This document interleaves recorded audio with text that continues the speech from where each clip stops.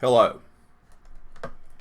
In today's discussion, we're going to be talking about two related topics that are of import. One is gender, the other one is sexuality and society, chapter 7 in your text.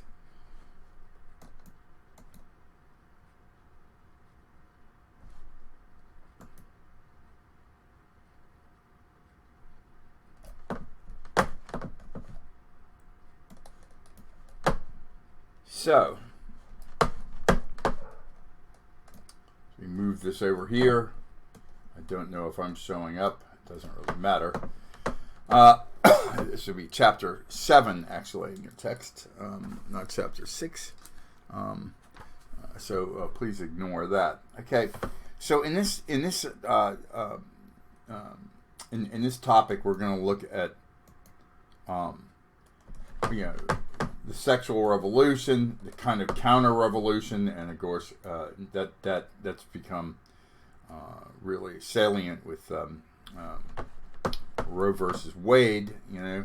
How does societies try to control people's sexual behavior? How does sexuality play a part in social inequality?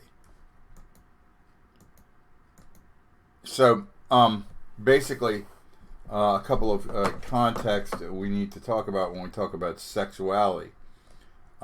It's a theme found most everywhere. It's a multi-billion-dollar business, and U.S. culture has long treated sex as taboo.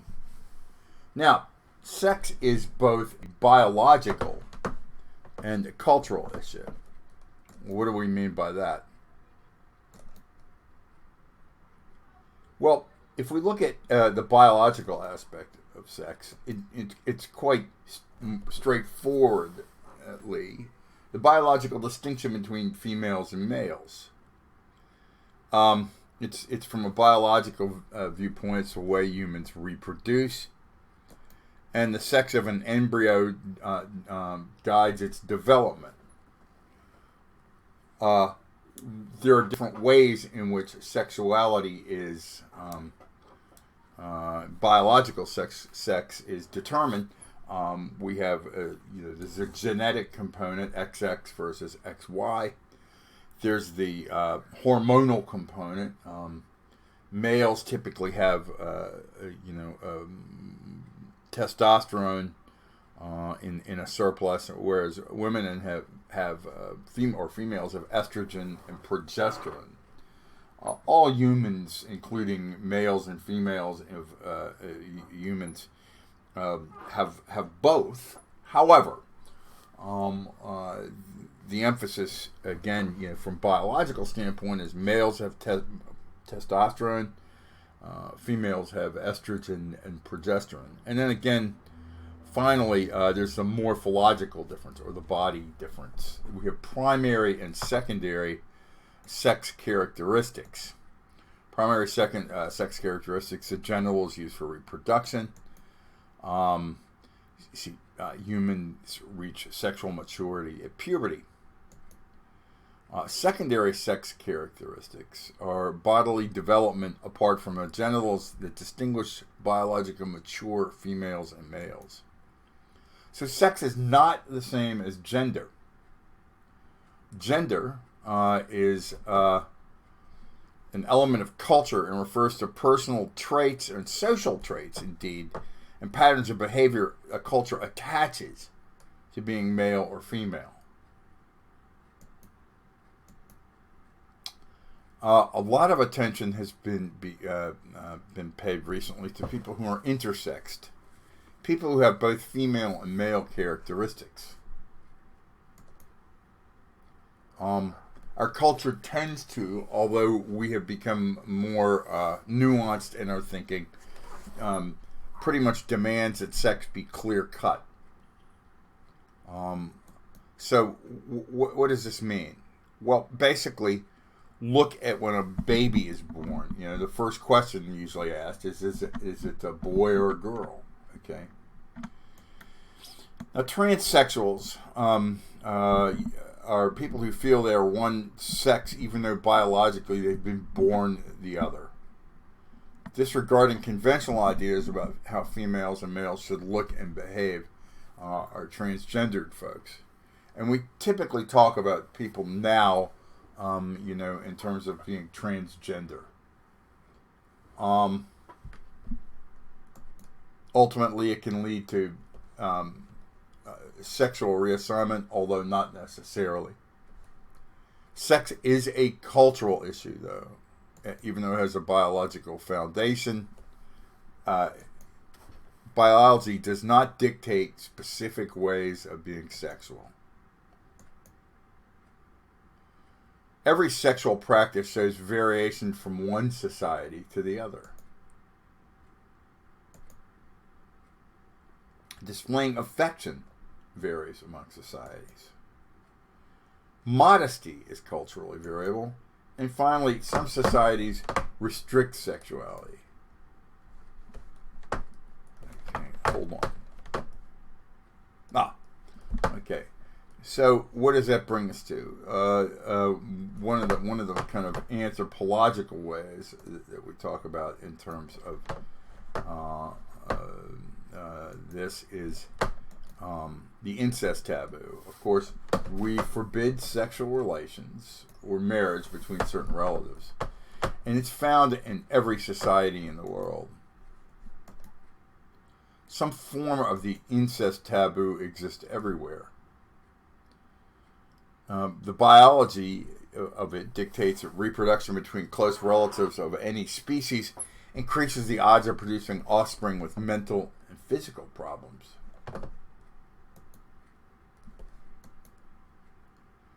Controlling sexuality between close relatives from the functional standpoint is a necessary element of social organization.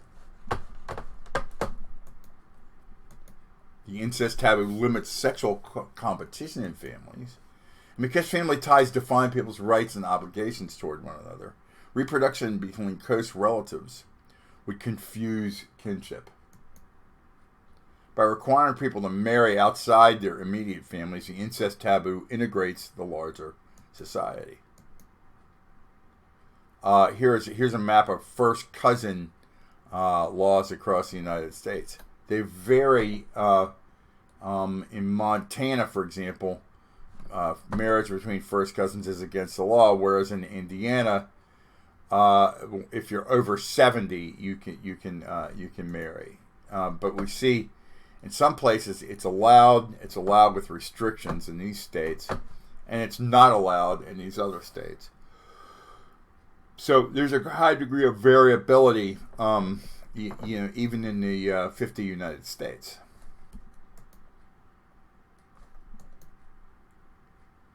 So America's cultural attitudes towards sexuality have always been something of a contradiction.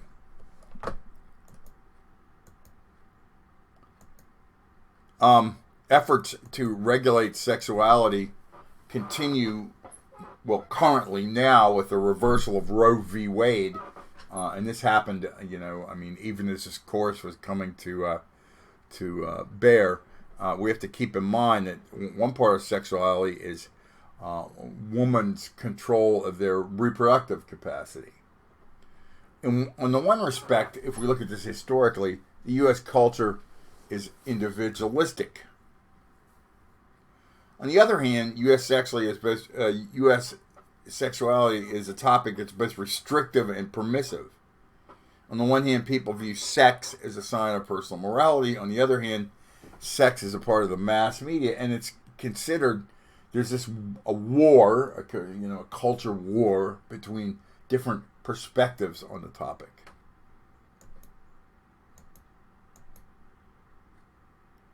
So, in the mid 20th century, we saw the sexual revolution. We've seen these come in waves. We go from waves of kind of a more open-handed approach to sexuality to a more restricted, defined by certain categories as moral view of sexuality, and we go in cycles in this country.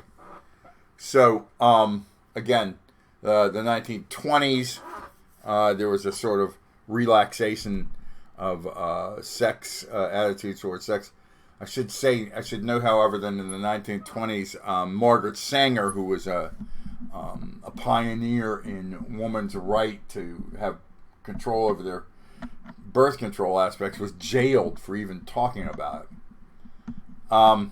Alfred Kinsey came out set the stage for the sexual revolution with his 2 works about male and female sexuality in the 1950s.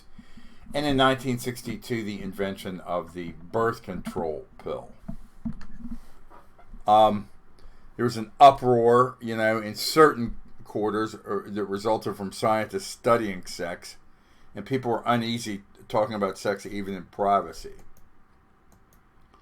Kinsey's 2 books encourage a new openness, okay? Again, the birth control pill. Women were historically, and again, sadly, currently, with the reversal of Roe v. Wade, subject to greater sexual regulation than men. There was and continues to be, and it seems like we've had a retrenchment of society's double standard.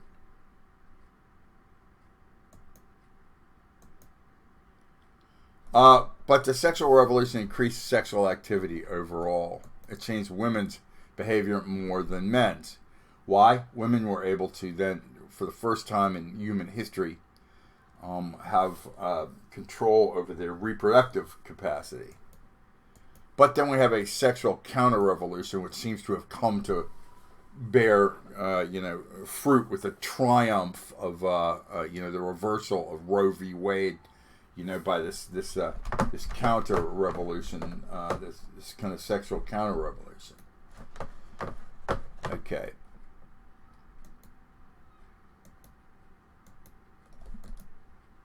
And for moral reasons or concerns, people begin limiting their number of sexual partners or not having sex at all. Premarital sex, incidentally, is, there's greater acceptance, and there's greater acceptance for